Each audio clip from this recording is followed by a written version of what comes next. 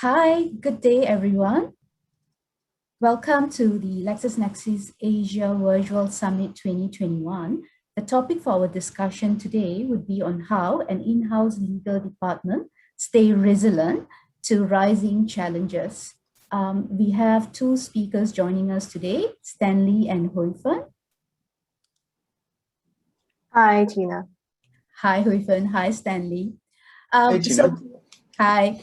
So my name is Tina, and I am the Senior Legal Counsel for LexisNexis Southeast Asia, and I'll be your moderator for this discussion. We have with us two esteemed panelists who will share their insights and experiences on this topic. I am delighted to introduce Mr. Stanley Park, MD and Head of Legal APAC for Scotiabank Global Banking and Markets, and Ms. Hui Fen Zheng, Senior Legal Counsel for Stanchart Bank. Now, this is a live chat session. So for those of you who are tuning in, feel free to pop in your burning questions into the comment section and we will pick that up later. Thanks for joining us, both Stanley and Huifen. To get started, perhaps Huifen, can you tell us a little bit about your background? Sure, Tina. So I am Singapore qualified, and I would describe myself as a technology-focused lawyer. And in recent years, I have been privileged to work in different financial services organizations. So I am currently with a bank at Standard Chartered. And prior to that, I spent 4.5 years with MasterCard.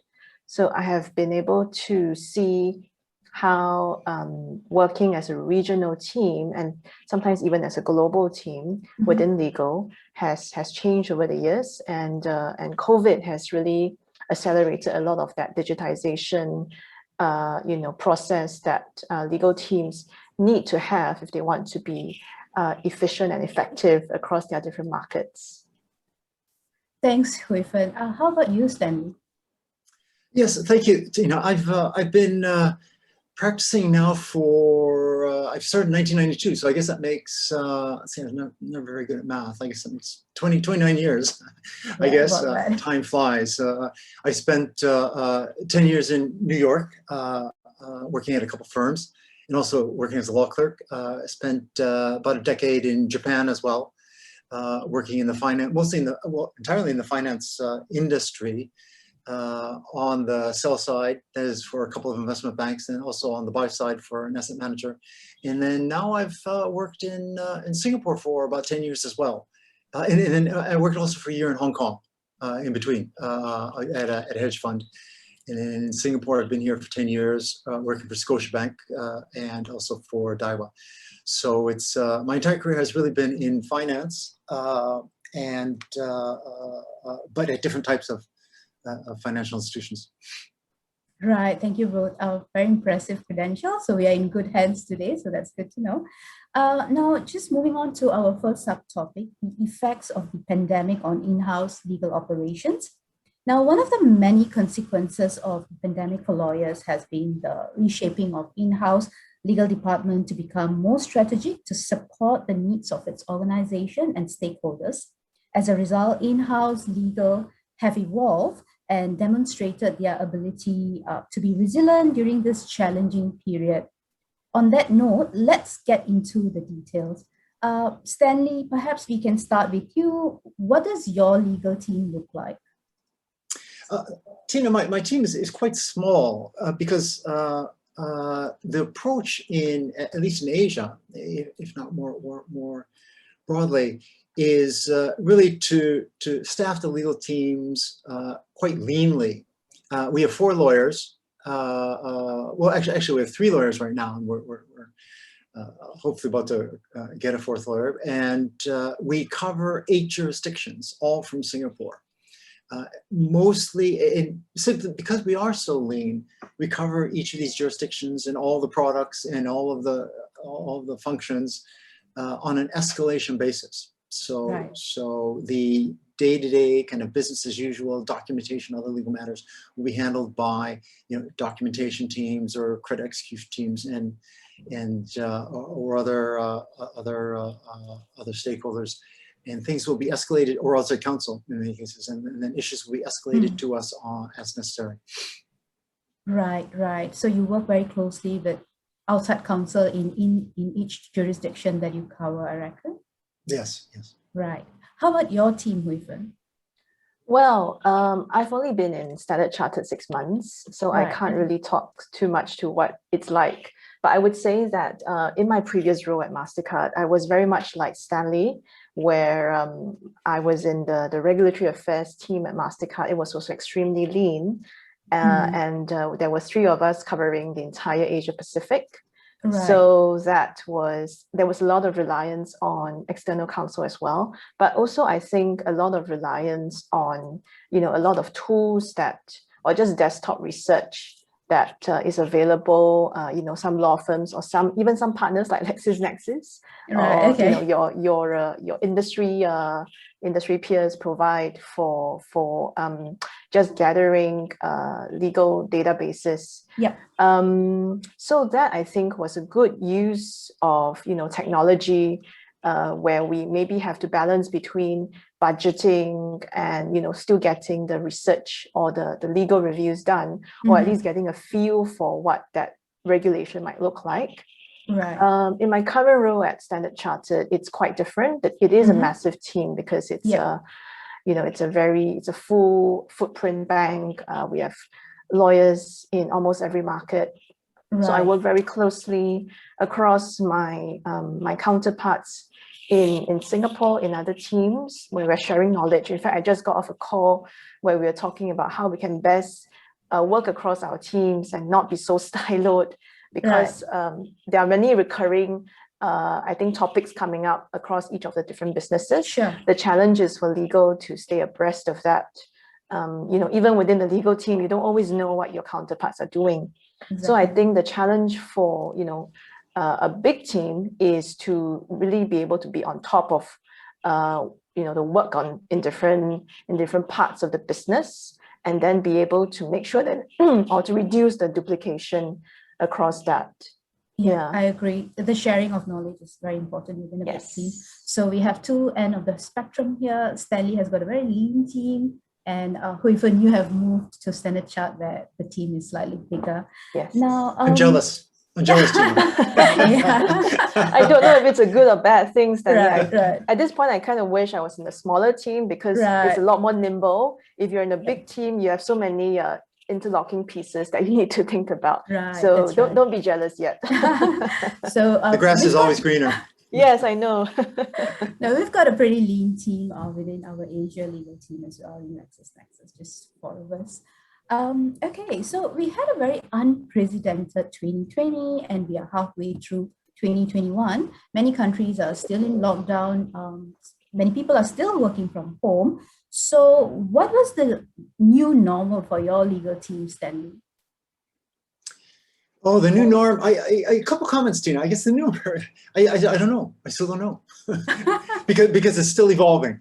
I think it's still evolving. And even in my own mind, or in our own minds, it hasn't been settled. And when I speak for our own minds, I'm thinking about the entire finance industry. Yeah. It's very much, I think, a work in progress. However, I'd have to say that one of the most outstanding features of the past year or so, year and a half now, or even more,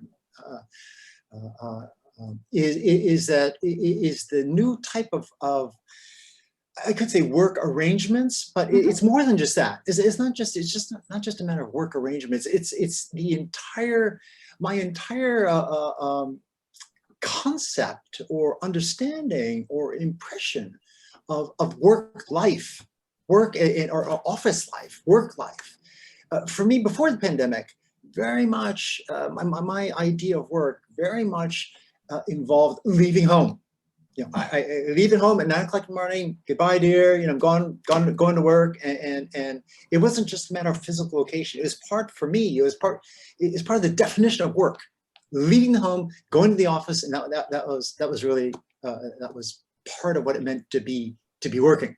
Come home at 6 or whenever, and to be sure, with the advent of modern technology and and expectations, we work at home sometimes as well. But that was really an exception For some, it was a greater exception than for others, but it was the core concept of work was leave the home in the morning, come back in the evening, and that changed radically. And so I think that more than anything else was the biggest part of what the new norm entails. And I think going forward, Tina, I think a significant that is going to remain as a significant part of the new norm landscape. Mm-hmm. In what form it will vary from institution to institution, industry to industry, and even perhaps department to department. But it's going to remain as a significant part of the new norm. Right. We always look forward to the early morning drive, the cup of coffee before going to work, but that has like completely changed in this 1.5 years. So how is the new normal for your team, Hui-Fen? I think I would maybe speak to my previous role because that's the normal I knew before the pandemic. So it's actually not that changed, surprisingly, because as I said, our team was very lean, and we work across time zones. So it was absolutely normal that, as Stanley was saying, yes, you go to the office and you do your job, but you come home and you have to get on a call with the US or with Europe or with whoever. So the normal for me was working across these different teams and, having to collaborate. And I think the new normal has, as I said before, accelerated that need, because now even within our own countries, it's not always possible to see colleagues face to face. So I think it's forcing people to find new ways of collaboration and new ways of understanding what each other are doing, so that we don't duplicate, overlap, or worse, give the business conflicting advice. I think that would be something that we want to avoid as well. So I would say that in a way, I'm glad for this new normal, because a lot of the projects on digitization, on knowledge sharing, that has really just gone to the speed of light. Well, as fast as legal teams can move, but it's really become so much faster. And I think that's a good thing, because people can't work in silos anymore and hope that that's right. By accident or by some fortuitous chance, somebody else will find out what you're doing, or you'll find out what somebody else is doing. Just one comment, Tina, on that. Communicate. Just one comment on what Hui-Fen said. I agree with everything she said. I think it was articulated brilliantly. I mean, all kind of, especially fleshing out some of the details of some of the changes that have occurred. But there's one comment I want to make that I may differ on, and that is because she voices what many people have voiced and what many people think, actually. And she had said that, if I understand you correctly, that Hui-Fen is that COVID has accelerated changes that were already taking place, and it has just really enhanced changes and trends that were already occurring or going to occur. And so we're just getting a greater form of what was already underway. But I would take issue with that. I would say no, COVID has actually has triggered a paradigm shift. There's been a paradigm shift in the way we work, the way we think, and the way we think about work. And to be sure, it may just be a matter of degree, but when you cross that threshold between you've changed this much or accelerated this much, and you accelerated this much, when you cross that line, it becomes no longer just a mere acceleration. It's a paradigm shift. And that's my impression. That's just my personal impression and my impression of what has happened. No, that's really interesting, Stanley. Right? Yeah, maybe you can give an example of what you think, what a paradigm shift has looked like for you. Well, like I mentioned, degree, but once you have crossed that threshold of how much change has occurred in your thinking, it no longer is just a mere acceleration of what was already taking place. I mean, it's just a fundamental kind of alteration of how we view the work and how we define our behavior and what our work arrangements like. So yes, to be sure. I mean, it's not black and white, 3 of this, 4 of that. It's like it has changed so much that I hesitate to call it merely an acceleration of trends that have occurred, that have on the way, or merely kind of a enhanced form of what we already were seeing and what we were expecting. No, it's been a really kind of fundamental alteration of the way we think, the norm of what the norm is, in my opinion. That's kind of my impression. Yeah, I agree. I mean, all this has always been there, but we haven't given much thought to it. But with COVID, our perception changed on how we view things and how things can be done differently. Now, you know, if it's in an office environment, you can always sense the pulse of your team. You know what's going on, what's the morale like. You know, you'll be having personal conversation, pantry chats, and eyeballing each other, that sort of thing. But in a online virtual environment, how do you keep your team motivated? How do you see if they are doing okay? You know, they're not having Zoom or Teams fatigue, that sort of thing. And there's clear demarcation between personal life and professional life. So how do you do that within your team, Stanley? I don't. Yeah. And that's what they like about it. That's what motivates them. That's what they. And I'm exaggerating for effect, but I think, and it depends on your team. I think we've probably worked in an entirely different environment, and a lot of people are different. But the people on my team are very senior. Right? One guy's 20 years PQE, the other one's like 50 PQE. One was a partner, one of the law firm. So they're on their own, and they have their own lives, and they're doing. And so I think this arrangement just suits everyone fine. So I'm not eyeballing them and micromanage them and on top of them and everything they do. I don't, and it just suits them fine. And so I think in some ways it has been quite conducive to our own internal sort of specific particular kind of arrangement. Right. How about your team? I would, as you were asking the question, Tina, I was thinking, have we actually done anything like that? And I think the answer is really no, not really. So yes, Stanley, I'm fully with you on this one. I think at some point, yes, you know, if there are new hires, so I was a new hire, you know, this year, but I think because I'm quite senior and I know how to make my own balance or, you know, make my own demarcation. So nobody really came to me and said, hey, you know, are you okay? Or all that. I don't think we need to do that. At least in the teams that I've worked with, people are very independent. But I agree that this is maybe necessary for those people who have juniors in their team, or who have people who are very new to the industry and to the organization, and they will need to maybe make a bit more effort to just transmit the culture. I think it's not so much on checking in on people, because they should be able to do that for themselves, but it's more the culture and the expectations and the dynamics of how the team operates. So I think for that, it's a two-way thing. The new joiner, and I also speak for myself in this case, is incumbent on the new joiner to go out there and try to make those relationships happen or make those connections. And I think people shouldn't be shy to say, oh, I'm new, I don't know anybody, so what do I do? I think, you know, definitely they should be, if not asking their manager for who should I talk to or who should I connect with, proactively make those connections. And you shouldn't have to wait for your manager or somebody to give you an introduction. I think, you know, now everybody is remote working and they understand that I don't get to meet everyone anyway. So you know, they wouldn't be surprised if somebody sends them an email saying, hi, I'm new, you know, we have some areas of overlap, can we have a chat? So I think it's really incumbent on people to take those proactive steps to integrate themselves into the culture. Yeah, you know, I think you tapped on a very kind of important and very popular vein of inquiry. Whenever I talk to people about working from home, first question I get oftentimes, or one of the main questions I get, is, do you like it? How do you like working from home? And then second, do you like it more than working from the office? And that gives me an opportunity to explain what I think is the greatest silver lining of COVID and its effect on the work from home.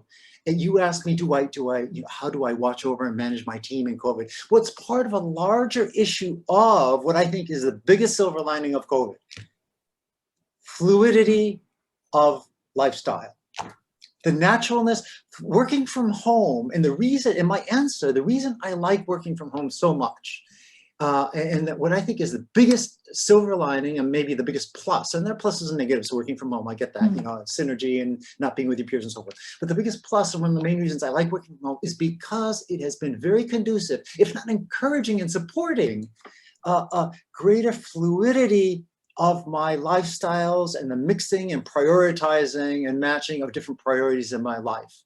You know, if I want to take off an hour to do this, fine. You know, no one's like looking over my shoulder and saying, where were you for the past hour? You know, if I want to take off, you know, an hour to go to the gym, be with my wife, or even within the work sphere. If I want to work on this for a while or work on that for a while, no one's eyeballing me and say, Stanley, what are you doing? Why are you working? I mean, and not only that, even if no one is doing that, you don't worry about people doing that because you know no one's doing that. You're at the office, at the very least, even if no one's doing that, you're worried about someone doing that. Oh, this person watching me. Yeah.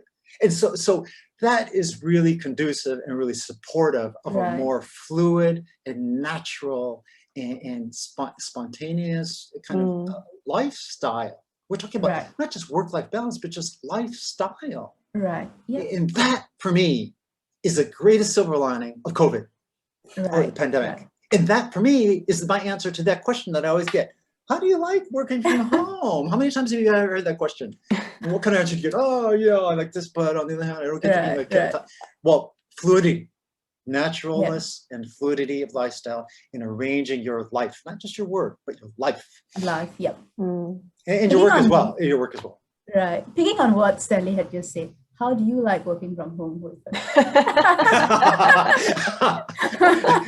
Don't copy me. I'm completely no, Stanley. I'm fully in line with what you said. It's the fluidity, and it's also I think gives people that opportunity to take a bit more control over what they do. Absolutely. And maybe I mean, the word boundaries is always out there, but I would say it's more like you can set it for yourself.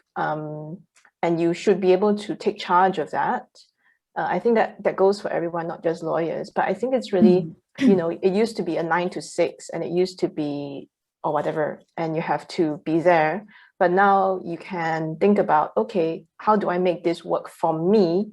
And how do I, if I need something, how do I have a conversation with my team or with my manager about something that works for me, so that I feel that I have to do my job, but also there's some satisfaction because I'm able to do it in a way that is conducive for me. So hopefully that gives, like Stanley was saying, people that flexibility or maybe even that courage to make those challenging, to have those challenging conversations. Right. Yeah. And to pick up on your theme, Hui-Fan, I think it underscores and highlights the importance, if not the necessity, for every person to be proactive about his career. And his life, not his career, but his life. Correct. Which was one of your big points that you just made. Everyone should be more proactive. What working from home underscores and highlights the importance of being proactive. Because everyone sits around at the office and you're with a group, it's easier. I mean, it's easier to kind of sit around and just think, oh, well, I'm part of this group, and my boss is going to take care of me. Other people take care of me if I'm not happy. But when you're sitting at home and it's just you and the monitor, it's like, well, I mean, what happens. Your life is what you make of it, right? Your life is what you make of it. Your professional life, and indeed your larger life more generally, it's what you make of it. And so I think it just lends greater credence to your advice to be more proactive.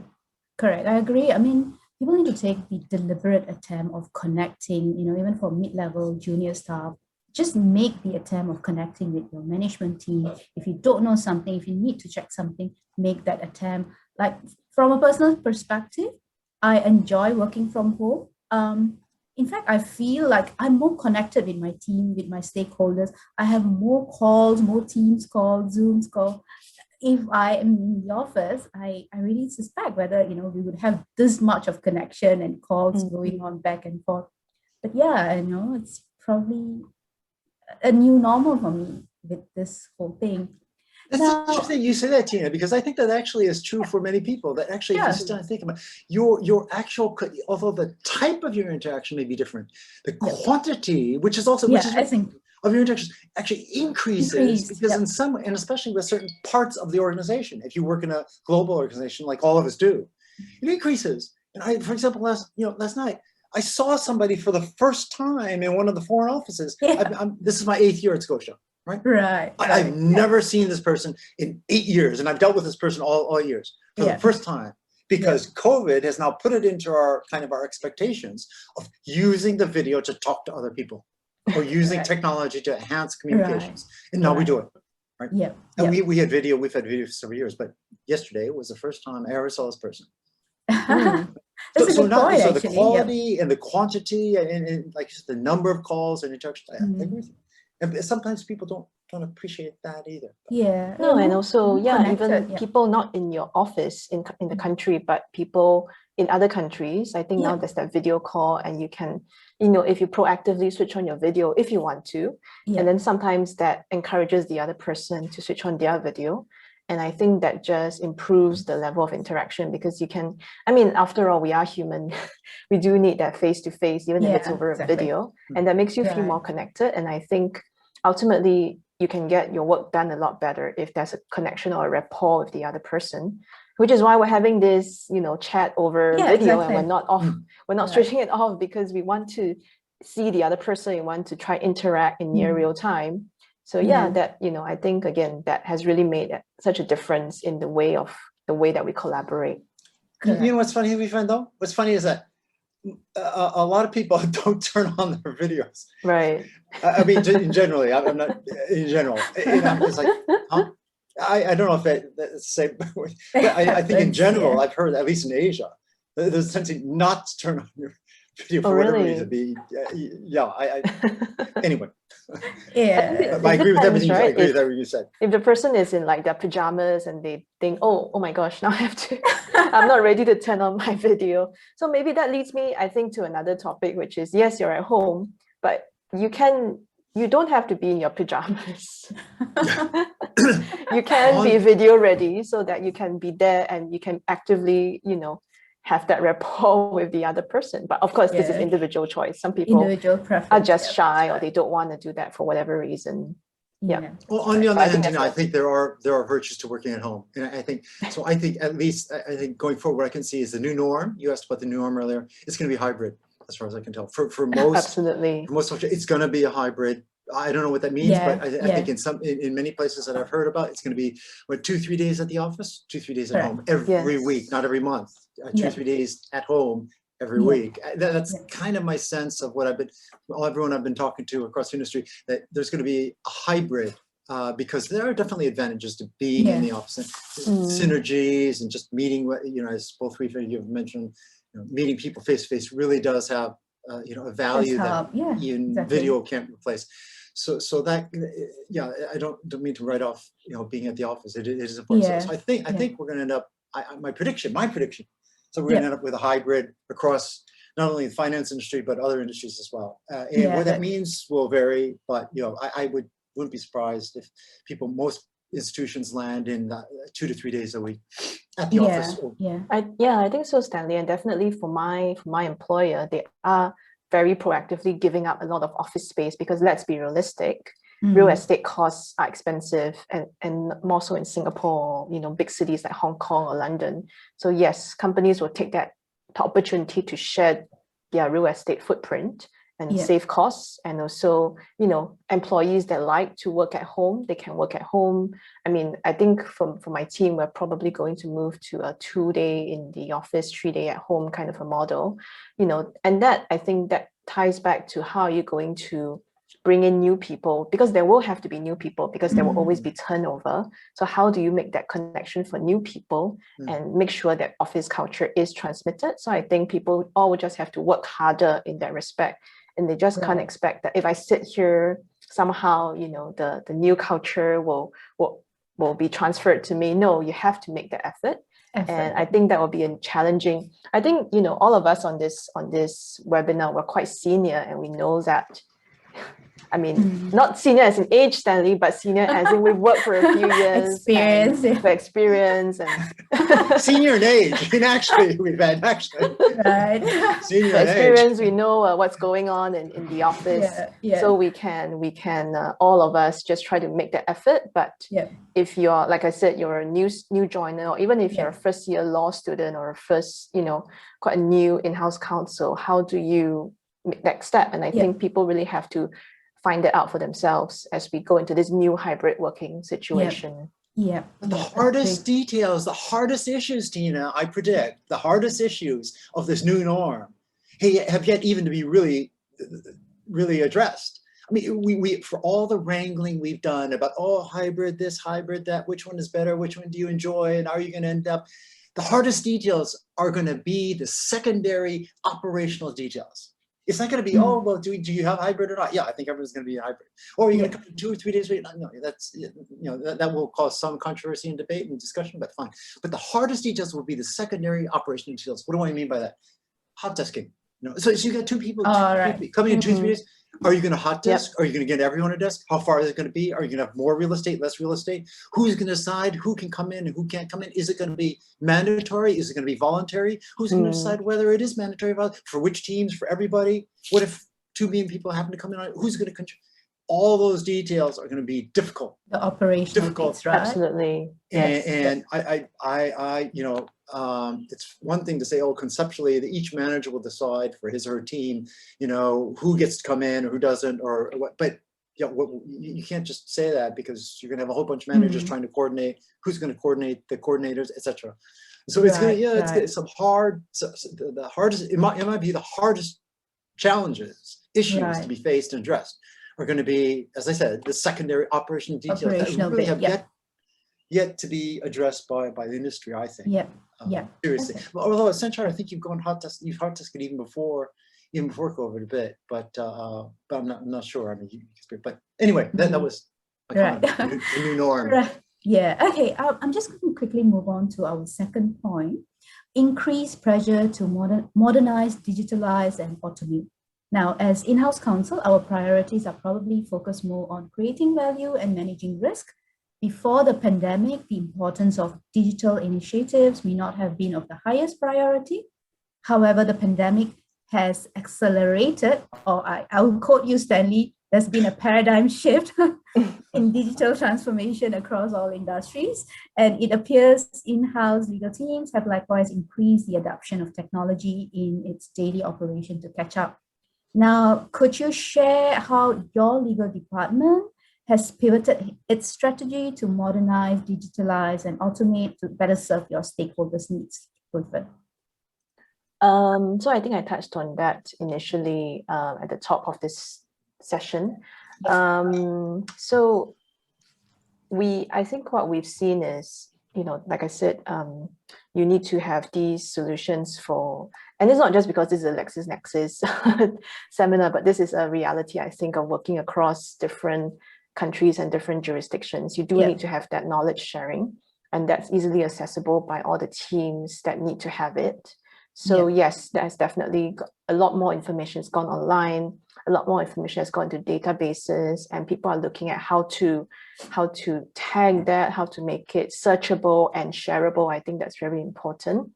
And even how to let people know that these solutions are available, because again, if you're a new joiner, or if you're sitting in a different country or in a different time zone, it's getting that word out, and it's not just blasting an email because the email get lost in your inbox, for example.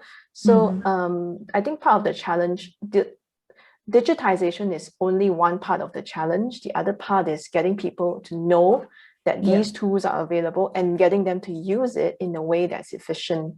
So I think the tools, I think all legal departments have some form of tools.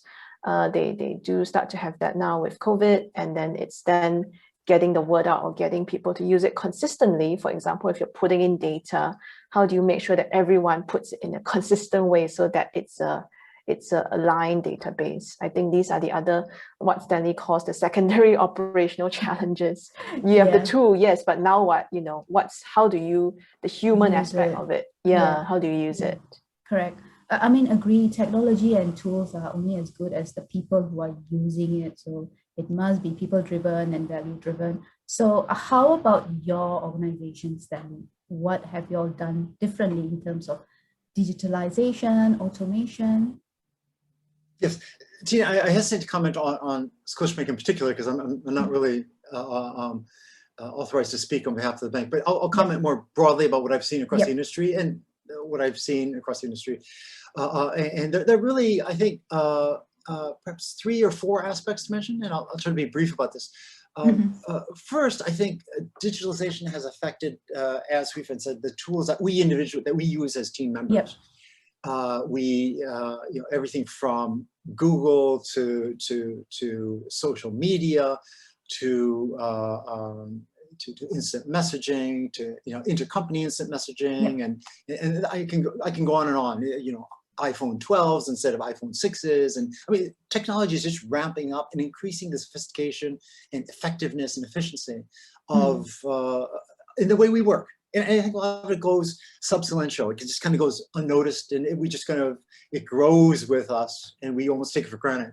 But it does really enhance and make possible, really enable the way we're working from home, right? The broadband, I mean, the cable kind of bandwidth in order to accommodate working from home, including the legal team, had to be expanded dramatically in order to accommodate working from home for the entire region. And indeed, it took yeah, I think it took several months in our case to really adapt fully the infrastructure for the bank to accommodate that. And I think all banks across the industry. So the way we work, I think digitalization has affected us just in our own individual way. Second, I think is affected really the overall infrastructure. And I realize the first kind of overlaps with the second, but the whole infrastructure of the industry has just improved with digitalization. Just the way we work, the way we approach clients, the way we do deals, the way we communicate and get deals done. All of it just occurs on a much more sophisticated and greater platform. The third area I would want to point out, which isn't really related to the way we work, but it actually relates to the work that we do. So many more of our issues now, some of more of the issues across my desk are digital oriented, are digital related. You know, data privacy, data protection, data transfer, cybersecurity. I mean, all of this 10 years ago was just non-existent or very peripheral. But now, front and center. So in those three ways, I think digital transformation has really affected the way we work. Right, agree. That's absolutely right, Stanley. Yeah, I would agree that data, I mean, I can remember very clearly 10 years ago, people were saying, oh, data is the new oil and blah, blah, blah. But I think really now that a lot more activities have gone online, people start to gather, companies start to gather more data on their users, on their customers. Correct. And this is really, again, as you say, it's a paradigm shift. As activities go online, people do more e-commerce, people want to do, stream videos online, stuff like that, play games, even go to school online. That creates that rich stream of, I think, user data that we haven't seen before the pandemic. So yes, I agree that these topics of privacy and security and I think even things like net neutrality, we're starting to see that as well, really come to the forefront of lawyers, clients asking lawyers, what do we do with all these different topics? DD, classic example, how it affects our industry very, very, very blatantly, right? Due diligence? Yes. Yeah. You can't go and do it. Sorry. Yeah, it's a cybersecurity agency that basically, 3 days after they did their IPO in New York, kind of clamped down on their entire business model, right? It's just one example of how cyber and data and tech has really affected issues that we deal with on a daily basis. Issues and transactions, everything we do. Right, agree. I mean, the law in this area has evolved so much. And that's our next topic of discussion after our session on data privacy issues and all that. Now, just to check, tools and technology can help boost productivity in the legal department, but what are some of the challenges that you have seen in adopting technology in in-house legal department? Okay, I think that's a good time. I see your questions pop up by one of the audience, and that's a good time to go to, I think, challenges. And the person is asking language barriers for sharing knowledge or documents in a digital way, particularly for countries that don't use English well. Yeah, I agree. That's a real challenge. Unfortunately, or fortunately, I've only been in English-speaking organizations, and then even where we had local councils or local employees, people will have to respond to things in English. I think that, it does mean that you will have to look harder, I think, for those counterparts or those staff members who can speak English and who can do that translation for you. I think, we will have, because it is meant to be a common database, there has to be a common language, and you can't run away from, there will have to be some translation. I don't know about how it works for you, Stanley, in your teams. I think the biggest challenge, Tina, is just getting people to use the technology to its fullest capacity, or at least to a greater capacity. So much of it is just wasted through laziness and learning how to adapt to it, or learn about it, or use it, or whatnot. Whatever the reason may be, we're just not using it as much as we can and should be using it. So that's the biggest challenge. Yeah. Right. I mean, talking about technology, just a question that I had, like, do your team use technology tools or any legal tech specific tools? I mean, we use Teams, we use Zoom, that is very general technology tools. Like, have you adopted any legal specific tech tools within your teams? Stanley? Well, I think the use of tools probably occurs in a couple of ways. First, right. Well, in a few different ways. First, a lot of the vendors that we rely on, right, are using or taking advantage of technology to provide us better services. For example, law firms may use AI or other types of technology to reduce the amount of time that they have to spend doing routine contracts or even non-routine contracts, or to give them a better capability to analyze legal issues or precedents. At the click of a button, they can figure out that there were 344 instances of this, of this issue arising in Singapore in the past 5 years, and this is the way it came out in 252 of those, whatever. And so I think that our vendors are using technology, and we are therefore indirectly benefiting in the form of lower fees or better advice or more accurate advice or whatnot. Second, I think technology has helped our internal control functions in many of the tasks that they do.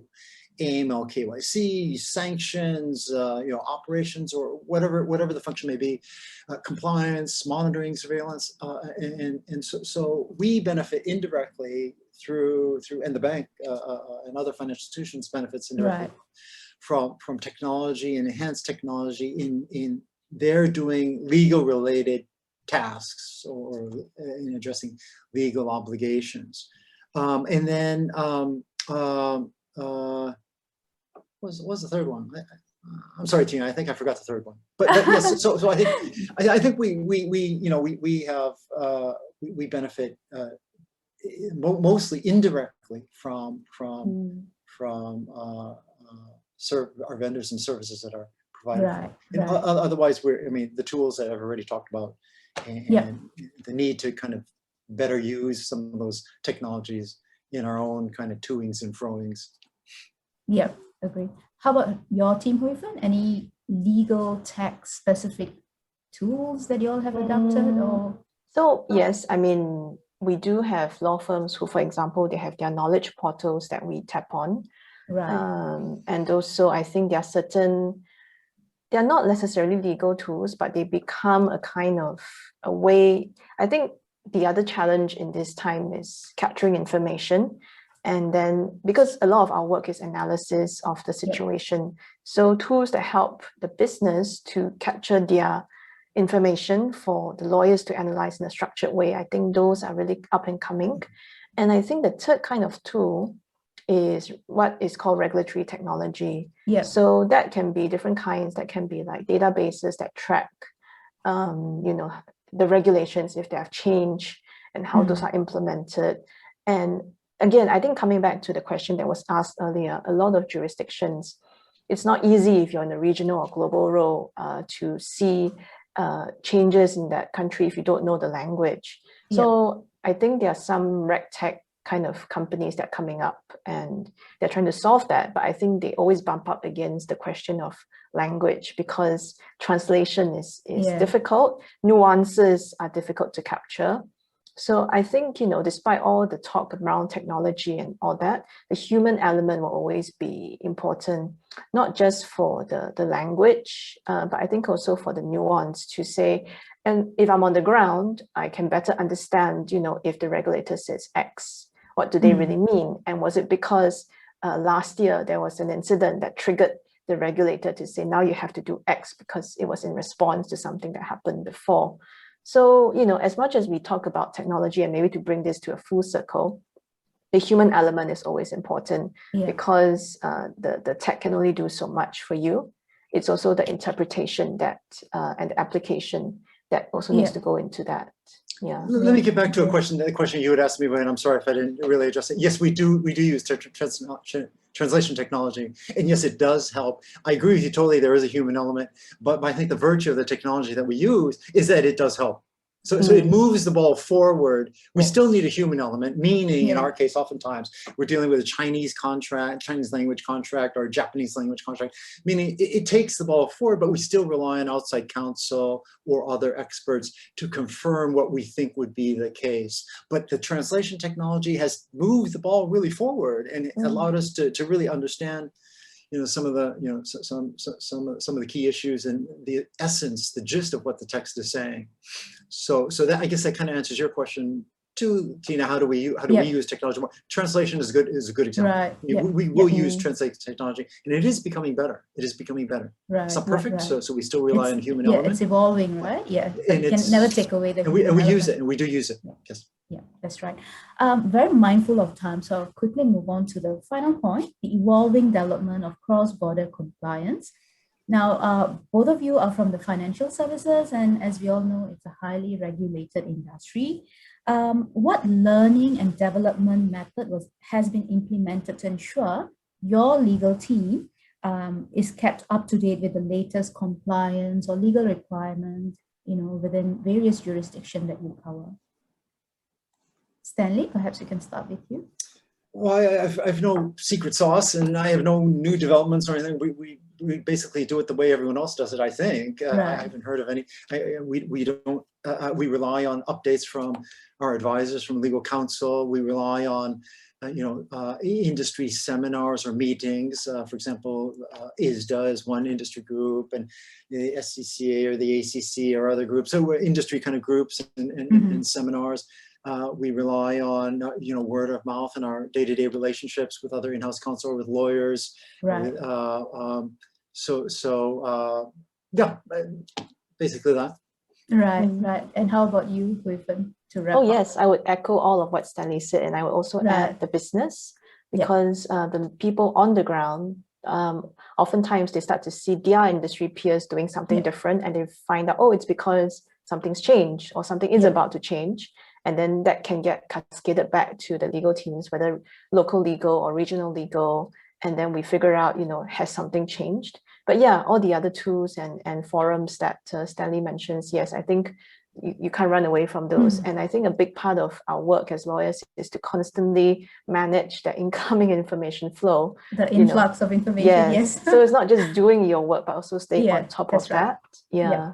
But I think one additional key comment, though, Tina, is that I don't expect my team, and I'm not expecting either, to be the final arbiter of what the most recent developments are in any given jurisdiction. Right. So there will always be a need for outside counsel in any important matter or transaction. Right. As much as we may try to stay up to date with current developments and major legislative or regulatory changes, we will never know, or I will never know for sure whether I've got the latest and the greatest, or whether I missed something, or whether there's a nuance, or this, that, or another thing. Agreed.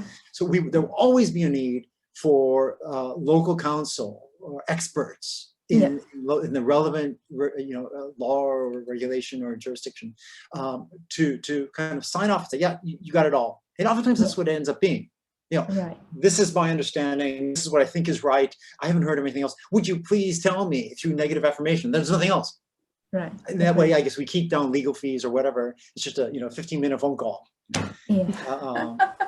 Or whatever. So there is value, there is virtue to kind of staying up to date with everything, knowing everything. But with a lean team like we have, we can't. And so to some extent, we don't and we can't. And we rely on outside counsel. Yeah, I mean, when you play a generalist role, you need to, take guidance with outside counsel who has got the niche experience on certain areas of the law. With that, we will bring this session to a close. Thank you very much, Huifeng and Stanley, for your time and insights. And hope the participants have enjoyed the session as much as I did. And thanks to both of you. And yeah, we hope to, have another discussion some other time. Thank you both. Great. Thank you, Tina. Thanks, Tina. Thank you, Thank you, Ifan. Stanley. Bye. All right. Thank you to you.